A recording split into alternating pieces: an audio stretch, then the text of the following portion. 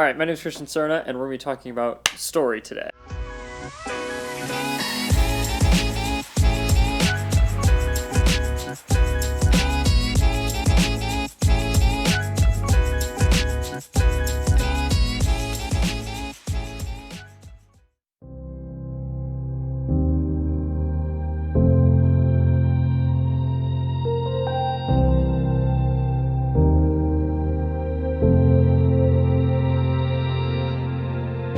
Get out of here!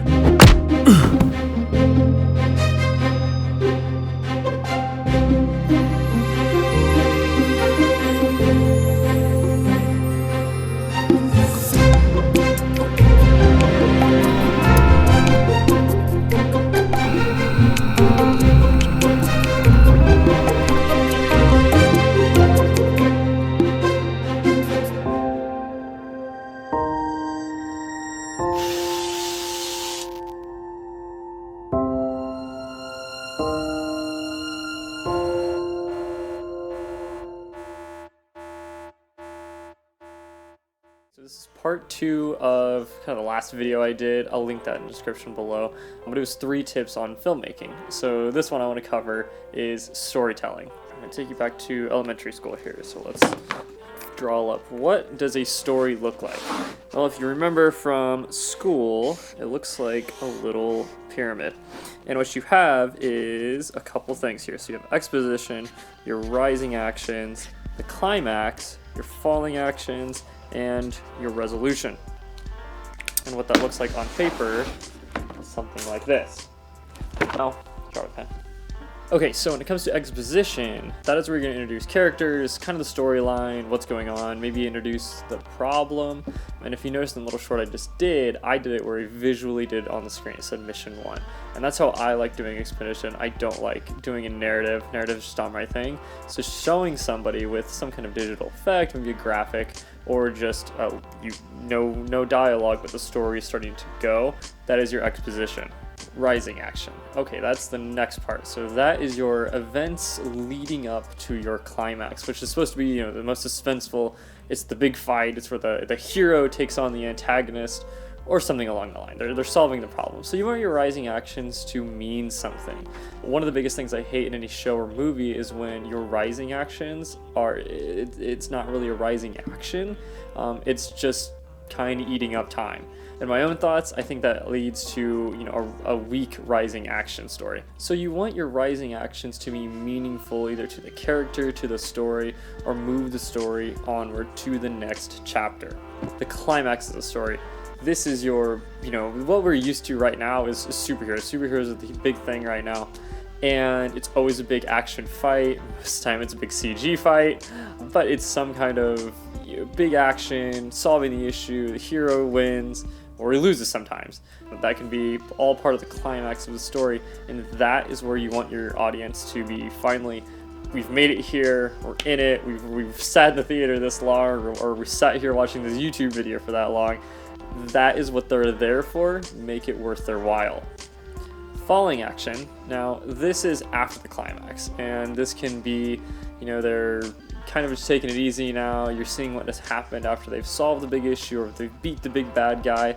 And in the case where maybe they've lost the battle, it's them where they're taking their breath and they're, okay, we've lost, let's move on. And the last part is resolution, of course. So this is, how did beating the bad guy or, solving the issue, what does it do for society or the hero? What is going to take place after this? So this resolution is nice. It's usually a good way to wrap up your story. Sometimes there are movies out there, let's take Christopher Nolan, for example. He always adds kind of a twist to the end of his movies, or R.L. Stein, that kind of story is a twist, a little bit of a twist at the end, where you might not be, see it and maybe that resolution, never really actually got solved. But it leads for a little bit more suspense if there's going to be a part 2 of your series or movie. Now, in my little short that I just did, that took me no less than 5 minutes. I threw up a couple lights, I came up with a little quirky spy story, and that was it. Now, when you want to do a full series, or you actually want to make some kind of feature film, you want to do this in a way where it all makes sense. I personally like to come up with the world first, then my characters. And this is important for me because it allows me to see, you know, I build this world in my head and I'm like, okay, what would these people look like? How would they talk? How would they interact with everybody else? How would they interact with the world? And it just helps me, you know, with storytelling. So that, it doesn't have to be that first, but you can build your characters first and then the world, maybe the problem first, who would solve that problem. But that is, you know, kind of the beginnings of wanting to tell a story and learning, you know, how do I come up with these things in my head, put them on paper, or even film. Now when it comes to telling a story on screen, you definitely want to have all of these things put together. I personally like to storyboard. So this book right here is full of old storyboards that I have of just, and they don't have to be anything, you know, crazy. You don't have to be an artist.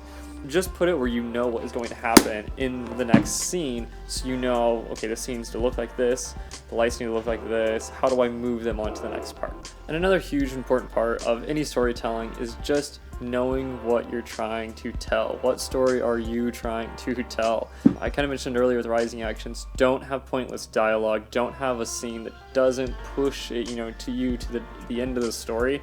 For me, that becomes weak, it doesn't help push the story, and it's just overall can be muddy sometimes.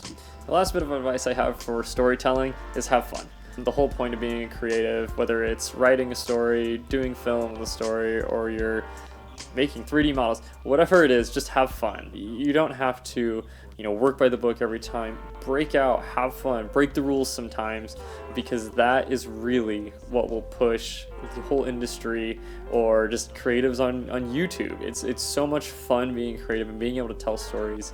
So I hope this helped a little bit, and go make some stories. I'm trying out this new light setup. It's a little bit darker. If I move back, I get darker, get a little bit lighter here. So tell me what you guys think. Maybe the light setup needs to change a little bit more. I'm still figuring this whole area out. It's a little dark down here.